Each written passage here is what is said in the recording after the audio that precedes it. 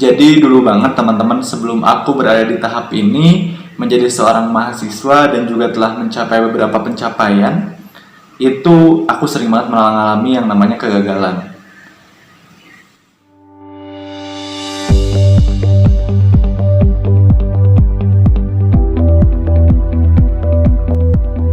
Jadi dulu banget sebelum berada di tahap ini, aku tuh sering banget yang namanya mengalami kegagalan.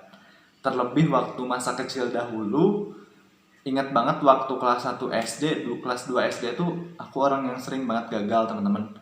Aku dulu berambisi untuk meraih juara satu di kelas, tapi nggak pernah tercapai. Dan itu menjadi suatu hal yang menyakitkan tersendiri ya bagi diri sendiri, karena memang kakak-kakak aku itu di sekolah dasar selalu mendapatkan juara pertama dan ya minimal juara kedua lah, selalu masuk tiga besar gitu.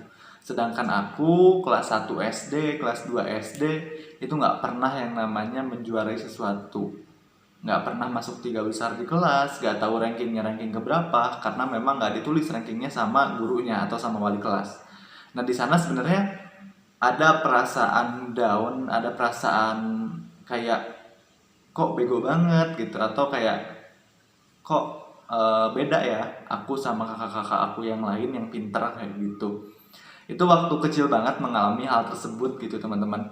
Dan akhirnya karena memang waktu itu kayak gagal, dan pun kakak-kakak tuh akhirnya kayak ada juga yang nginisin, tapi juga ada yang ngasih kayak ayo malu dong kakaknya pinter tapi adiknya enggak gitu. Nah akhirnya berjuanglah di sana, terus-terusan berjuang, tapi hope-nya itu atau harapannya itu adalah agar tidak mendengarkan omongan orang lain yang mencemooh, yang mencela. Jadi tujuannya tuh bagaimana caranya agar mendapatkan juara satu, juara dua, ataupun juara tiga, agar tidak dicemooh orang lain dan juga tidak dihina orang lain yang menganggap kita bodoh. Akhirnya berjuang dan di kelas 3 sekolah dasar itu langsung mendapatkan juara satu di kelas. Itu menjadi suatu kebanggaan tersendiri dan ujung-ujungnya kayaknya waktu itu aku sedikit sombong ya atas pencapaian hal tersebut gitu. Kayak berhasil membuktikan kepada orang lain yang awalnya mungkin meremehkan, merendahkan, tapi akhirnya semuanya terbayar sudah gitu. Tapi jujur dulu pribadi ya waktu kelas 3 SD itu ketika juara satu, seneng juara satu bisa membuktikan kepada orang lain, tapi nggak sepenuhnya seneng, ada yang kurang. Dan setelah sampai detik ini akhirnya paham, ternyata sebuah pencapaian, segala usaha kita ini bukan tentang untuk ditunjukkan kepada orang lain, bahwa itu sebagai pembuktian pada diri sendiri aja.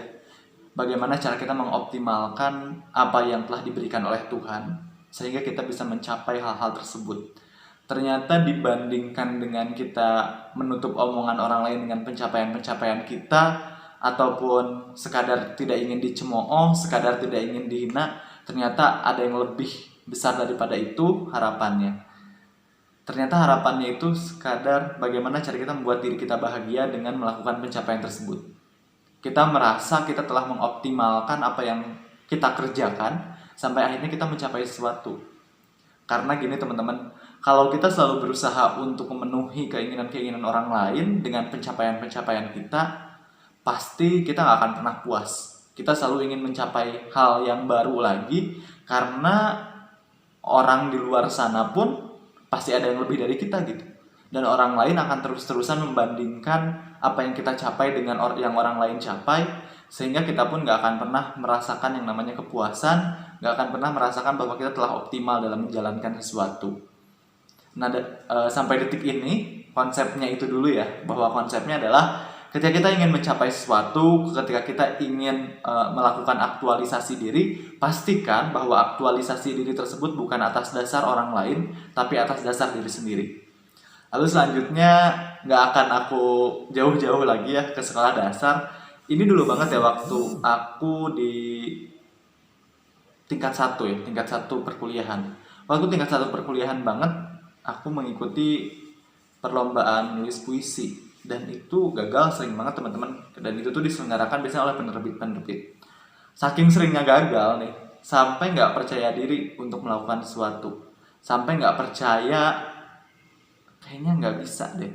Jadi mental tersebutlah yang kena akhirnya. Jadi kayak saking seringnya gagal, akhirnya terkena juga nih mental untuk gak berani lagi mencoba. Mungkin itu dampak ya dari reward dan juga tidak adanya reward gitu. Ketika kita dalam melakukan sesuatu terus tidak ada rewardnya, kita pun tidak melakukan penghargaan terhadap usaha yang telah kita lakukan.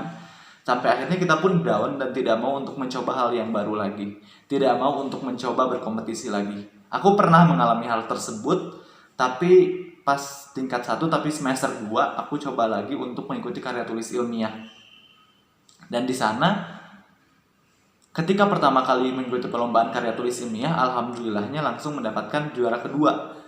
Dan karena ada reward dan juga itu ada suatu bentuk apresiasi, akhirnya seneng dong dan tertantang untuk melakukan hal-hal yang baru, tertantang untuk ikut lomba lagi. Nah mungkin sebenarnya konsep reward ini tuh merupakan suatu hal yang penting untuk kita terapkan. Tidak hanya mendapatkan reward dari orang lain, tapi kita pun harus melakukan reward terhadap diri kita sendiri. Baik itu ketika gagal maupun ketika berhasil. Karena ketika kita tidak melakukan reward, takutnya berdampak pada diri kita. Kita tidak menghargai atas usaha-usaha yang telah kita lakukan. Akhirnya, setelah tingkat 1 ini, aku kan mengikuti lomba-lomba selanjutnya. Dan setelah diberikan kesempatan oleh Tuhan untuk juara, di lomba-lomba berikutnya aku diberikan kesempatan untuk terus-terusan gagal. Tingkat 2, aku mengikuti perlombaan karya tulis ilmiah lagi di Untirta dan gagal, nggak masuk ke 10 besar. Terus ikut lagi di Malang, masuk 15 besar tapi posisi ke-15. Akhirnya tidak melanjutkan ke presentasi karena juga ada kendala di ekonomi. Ikut lagi di mana ya, kalau nggak salah di Karawang gitu ada. Itu juga gagal lagi, nggak masuk 10 besar. Terus ikut lagi di Padang, masuk ke 10 besar tapi di posisi keempat, nggak masuk ke juara 1, 2, 3. Dan itu berarti gagal lagi kan. Terus ikut lomba lagi di Jember, gagal lagi. Ikut lomba lagi di Jakarta, gagal lagi. Banyak banget kegagalan-kegagalan yang telah aku lalui. Dan sebenarnya dari sana aku belajar bahwa ada hope yang ingin aku capai. Dan hope-nya itu adalah bagaimana cara aku mengoptimalkan setiap hal yang aku kerjakan. Dan juga bagaimana aku terus mengasah dan mengasah dari setiap perlombaan yang aku ikuti gitu. Dari sana aku belajar banyak hal.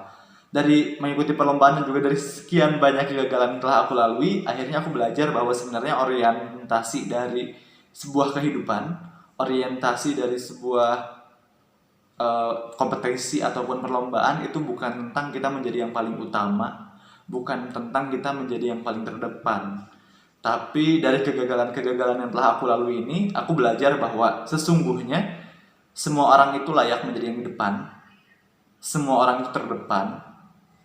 Semua orang itu kaya. Semua orang itu keren. Semua orang itu juara.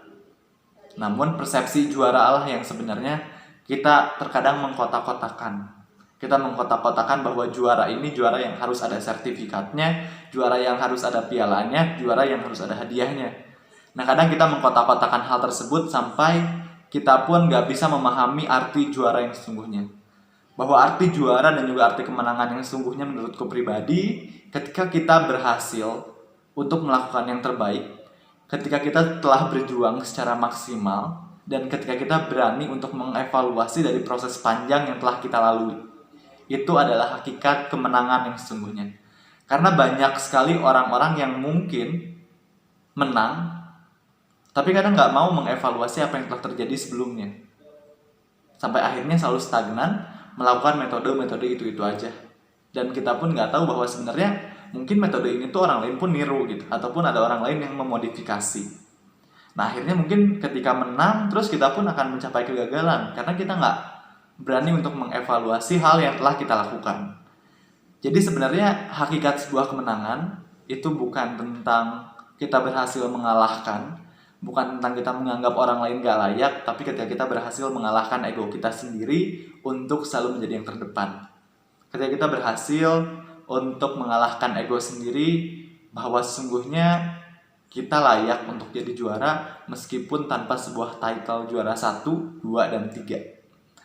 Itu yang aku pelajari selama proses kegagalan yang aku lakukan, yang aku hadapi. Dan sebenarnya kegagalan ini merupakan suatu hal yang wajar untuk kita rasakan. Dan kegagalan ini pun menjadi suatu sumber pendewasaan bagi kita untuk terus-terusan belajar gitu, teman-teman.